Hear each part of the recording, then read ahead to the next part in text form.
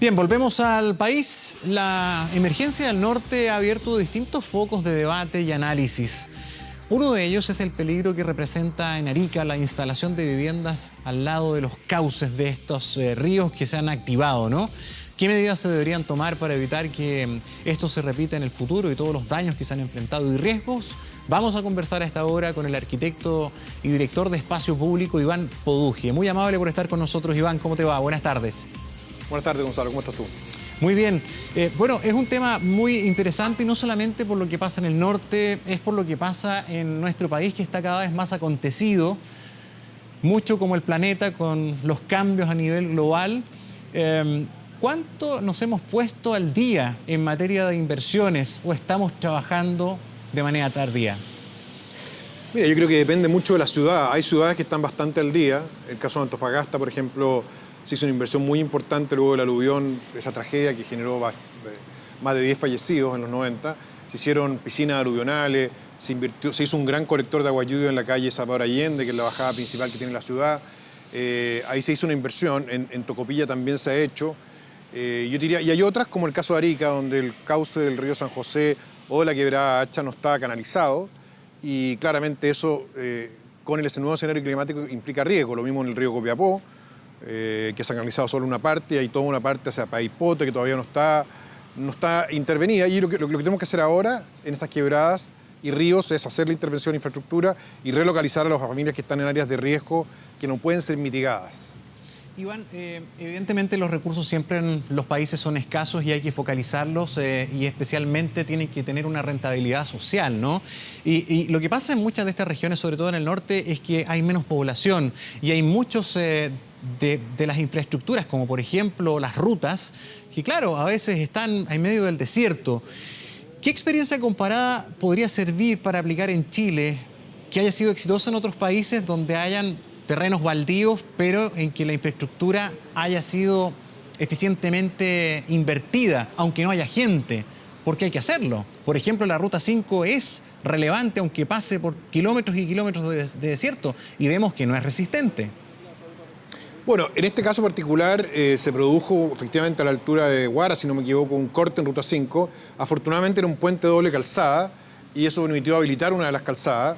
Yo diría que en el caso de Chile, en general, la infraestructura de transporte, recuerda el 27F, que fue uno de los terremotos más grandes de la historia, al segundo día ya está recuperada la conectividad norte-sur, por supuesto con problemas. En el Río Claro se había caído un puente. En general, nuestra infraestructura es resistente en materia de caminos. Hemos aprendido de eso. Yo creo que la gran falta que tenemos nosotros está en las aguas lluvias, en la canalización de las aguas lluvias, en las quebradas, en los ríos, donde tenemos ciudades. El caso de Viña del Mar, por ejemplo, una ciudad que es importante, muy famosa, ¿cierto?, que tiene su plan maestro de aguas lluvias, que es la infraestructura que el Estado definió para poder resistir las lluvias que vienen, está muy incompleto, no se ha completado, no se ha construido, y es una ciudad que está constantemente amenazada por lluvia. El estero hasta el momento ha aguantado, pero no sabemos cuánto más puede hacerlo. Entonces, yo creo que tenemos experiencias exitosas y tenemos obras que están pendientes y que en el caso de ciertos desastres, digamos, han quedado en evidencia, como el caso de Azapa, de Arica, perdón, afortunadamente sin víctimas fatales, pero era un campamento que estaba ubicado en una zona de riesgo, que estaba ubicado dentro del cauce del río San José, la quebrada Hacha, que había sido relocalizada a la familia y volvieron a ubicarse en el mismo sector. Y ese es un problema que tenemos que evitar. Iván, el año 2011 en Calama, por ejemplo, hubo movimientos sociales, hubo hartas protestas, después de esa crisis se llegó a acuerdo, incluso hubo una alianza público-privada, especialmente con participación de Codelco, que permitió avanzar bastante en la ciudad de Calama en materia de inversión de infraestructura. Ahí tuvimos una asociatividad exitosa, pero todavía está el debe. Llama la atención lo del LOA, llama la atención que todavía no se consiga un nivel de resistencia mayor en una zona que es el sueldo de Chile, donde hay grandes inversiones, hay grandes compañías, y la verdad es que Calama no lo pasó nada de bien. Gentileza de esperarnos y las excusas por esa falla técnica. Estábamos conversando de todo lo que está ocurriendo con el norte del país y los efectos, ¿verdad?, y consecuencias en nuestra infraestructura. Gracias, Iván. Hola, Gonzalo, ¿cómo estás? Bien, bien. Bueno, estábamos conversando, si no me equivoco, de lo que pasaba en Calama, de cómo también se puede enfrentar ahí una situación en una ciudad que es muy estratégica que no lo ha pasado bien, que después de las protestas algo se avanzó en una alianza público-privada con Codelco, pero hay mucho por hacer, sobre todo en lo que es el río Loa.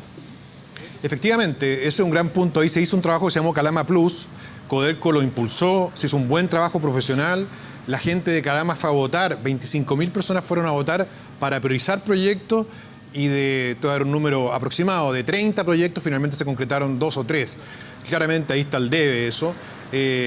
Calama hoy día no solo por esta catástrofe, sino que la calidad de vida de la ciudad en general se ve afectada por la falta de áreas verdes, por la falta de áreas de esparcimiento. Y es muy importante recuperar el oasis. Tú sabes que es una ciudad única en Chile porque creció en torno al oasis del río Loa y la mayoría de los proyectos que se han hecho para transformar ese oasis en un parque han ido avanzando muy lentamente. Tiene una zona poniente muy complicada, con mucha pobreza. Entonces yo diría que hay mucho por hacer en Calama. Y quizá una cosa interesante, Gonzalo, de estos proyectos es que pueden ser aprovechados para matar 2 pájaros de un tiro. Por una parte, mejorar la resistencia de las ciudades ante futuros desastres, pero también, mientras que eso no ocurre, porque estos desastres ocurren cada 10 años, ahora con el cambio climático probablemente vamos a tener mayor frecuencia, pero mientras que no ocurre, estas infraestructuras son usadas como parques. Acá en Santiago hay un caso bien interesante, que es el Parque Londoná en Cerro Navia, que es un parque gigantesco que todavía no se inaugura, pero es enorme, digamos. Y ese parque lo que hace es canalizar el río Viejo, un antiguo brazo del Mapocho que siempre se inundaba en Cerro Navia y construyó ahí parques, multicanchas, viviendas sociales, juegos infantiles. Entonces, es muy potente esa idea. Lo mismo pasó en el Parque Caucari de Copiapó. Yo creo que hay que imprimirle más velocidad y hay que cumplir la gente de Calama. Sin duda que está el debe ahí el Estado y Codelco. Sí. Llama la atención, porque ¿por qué se dejan las cosas a medias? Sobre todo cuando son compañías tan relevantes como Codelco. Estamos hablando de una compañía de Chile, del Estado.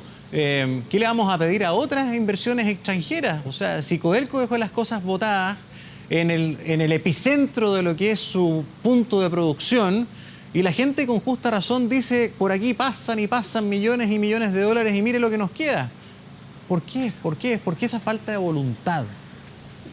Yo creo que hay una suma de factores. Indudablemente que desde el punto de vista de Codelco estos son más costos. La empresa tiene una lógica, yo diría, bastante antigua. A diferencia de otras empresas más contemporáneas que entienden que la calidad de vida de sus vecinos, que las obras que van a construir son también importantes.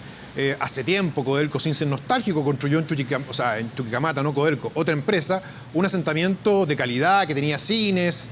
Cuando se hizo el traslado, fíjate una cosa bien interesante, cuando se hizo el traslado de Chuquicamata, cuando se cerró la ciudad, Codelco puso las viviendas adentro del oasis, en el único lugar donde no debía ponerlas. Entonces yo creo que ha sido un mal vecino y a pesar de que hizo algunas inversiones debe enmendar el rumbo, sin duda alguna. Ahora, ¿por qué ocurre? Bueno, la empresa trata de minimizar costos, pero acá la autoridad política también tiene una responsabilidad. Las autoridades que se comprometieron a hacer estos proyectos, los alcaldes que se comprometieron con la ciudadanía a hacerlo, también tienen que dar una respuesta y presionar para que esto se haga. Estos proyectos, Gonzalo, que involucran tantos recursos, requieren voluntad política. Sin voluntad política no se hacen, y como estas catástrofes ocurren cada vez más frecuentemente, pero no todo el tiempo, es fácil tirar la pelota para el córner cuando no hay catástrofe y postergar la inversión. ¿Sabes qué? Somos bien autoflagelantes y también hay que destacar cuando hay cosas que resultan bien.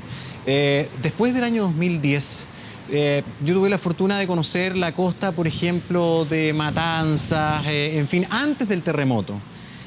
Después del terremoto 2010, todas esas playas, Dichato, en fin, se renovaron de manera muy positiva.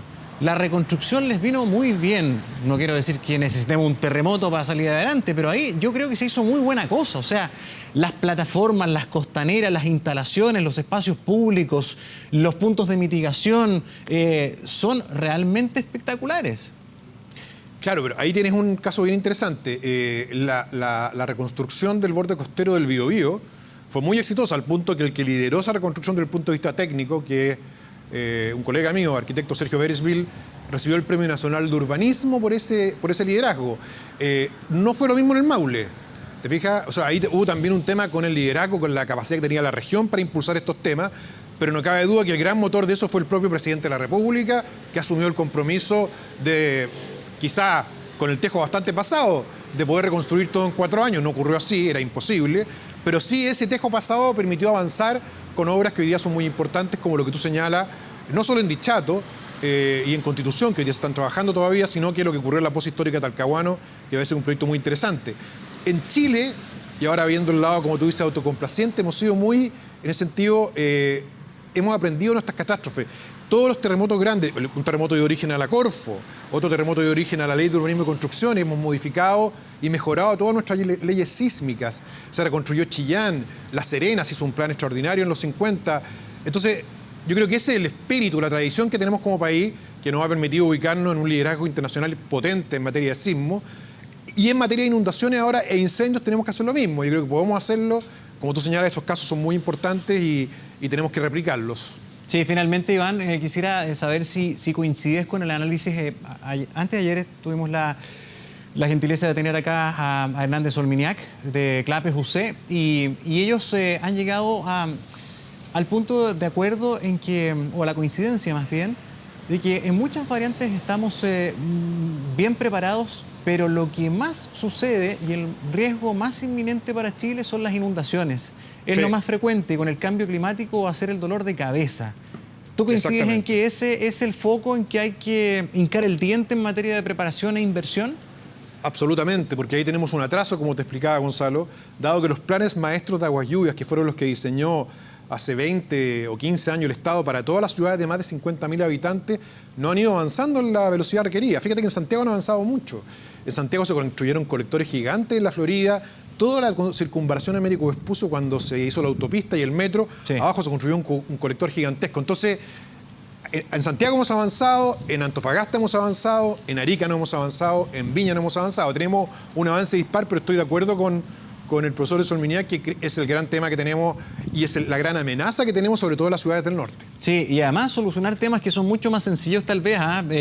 Estoy pasando de las grandes obras de infraestructura a soluciones, por ejemplo, como los tipos de techumbres en el norte.